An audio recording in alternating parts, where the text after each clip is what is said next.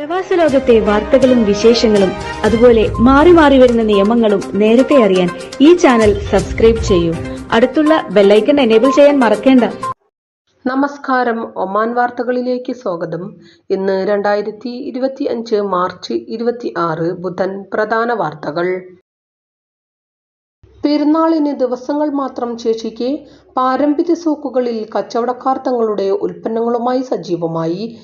പെരുന്നാൾ അവധി കൂടി പ്രഖ്യാപിച്ചതോടെ നാടും നഗരവും പെരുന്നാൾ ആഘോഷത്തിനായുള്ള ഒരുക്കങ്ങളുടെ തിരക്കിലായി. സൂപ്പർ മാർക്കറ്റുകളിലും മാളുകളിലും പെരുന്നാൾ സാധനങ്ങൾ വാങ്ങാൻ എത്തുന്നവരുടെ തിരക്ക് വർദ്ധിച്ചു.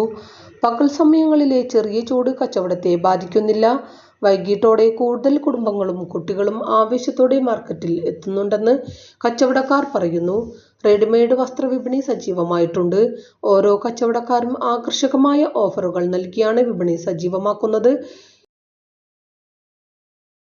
ഒമാൻ ICFJM സംയുക്തമായി സംഘടിപ്പിക്കുന്ന തിലാവ 4ാം എഡിഷൻ ഖുർആൻ പാരായണ മത്സരം ഇന്ന് ഓൺലൈനായി നടക്കും.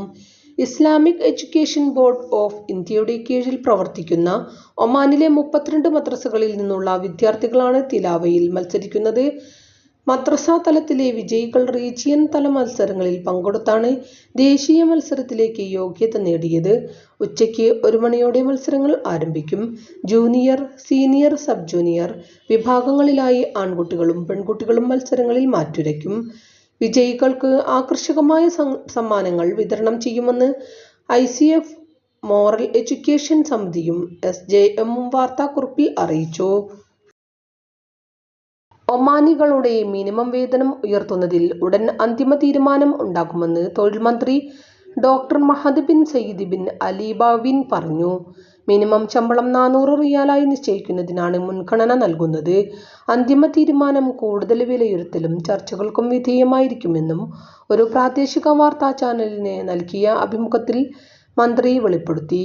മിനിമം വേതനം നിശ്ചയിക്കുന്നതിന് മുമ്പ് ധനകാര്യ സാമ്പത്തിക സമിതി, മന്ത്രിസഭാ കൗൺസിൽ, ബന്ധപ്പെട്ട മറ്റു വകുപ്പുകൾ എന്നിവയുമായി കൂടുതൽ കൂടിയാലോചനകളുണ്ടാകും. എല്ലാ മേഖലകളിൽ നിന്നുള്ള നിർദ്ദേശങ്ങൾ സമഗ്രമായി വിലയിരുത്തും. എന്നാൽ ദേശീയ തൊഴിൽ പദ്ധതിയുടെ സാങ്കേതിക സംഘവും ഡയറക്ടറേറ്റ് ഓഫ് പ്ലാനിംഗും ഉൾപ്പെടെയുള്ളവരുമായുള്ള സഹകരണത്തിലൂടെയാണ് മിനിമം വേതനം 360 റിയാൽ മുതൽ 400 റിയാൽ വരെയായി നിർദ്ദിഷ്ട പരിധി നിർണയിച്ചിരിക്കുന്നത്.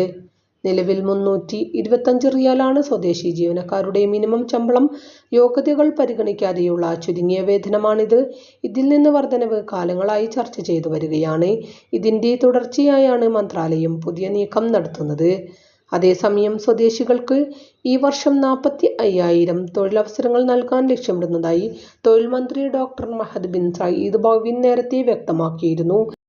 ഇതിൽ പരിശീലനത്തിനും യോഗ്യതയ്ക്കുമായി 11,000 സർക്കാർ സ്ഥാപനങ്ങൾ, 10,000 സ്വകാര്യ മേഖലയിൽ, 24,000 എന്നിവ ഉൾപ്പെടുന്നു. സലാലയിലുണ്ടായ വാഹനാപകടത്തിൽ മലയാളി യുവാവ് മരിച്ചു. കാസർകോട് സ്വദേശി ജിതിൻ മാവില ആണ് മരണപ്പെട്ടത്. വൈകിട്ട് 6:30യോടെ സദാ ഓവർബ്രിഡ്ജിൽ വാഹനങ്ങൾ കൂട്ടിയിടിച്ചാണ് അപകടം.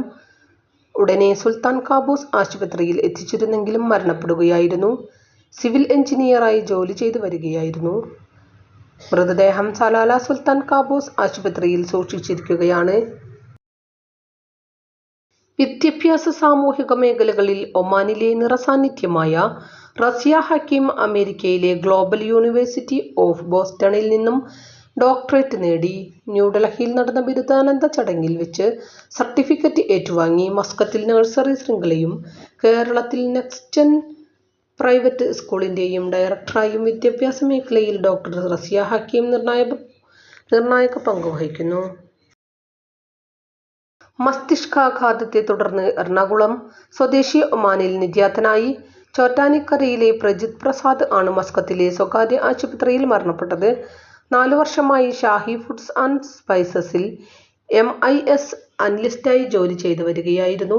പിതാവ് പരേതനായ പ്രസാദ്, മാതാവ് സോനി സുദർശൻ, ഭാര്യ പൂജ ഗോപിനാഥൻ, മകൻ ശ്രീഹരി പ്രജിത്ത്.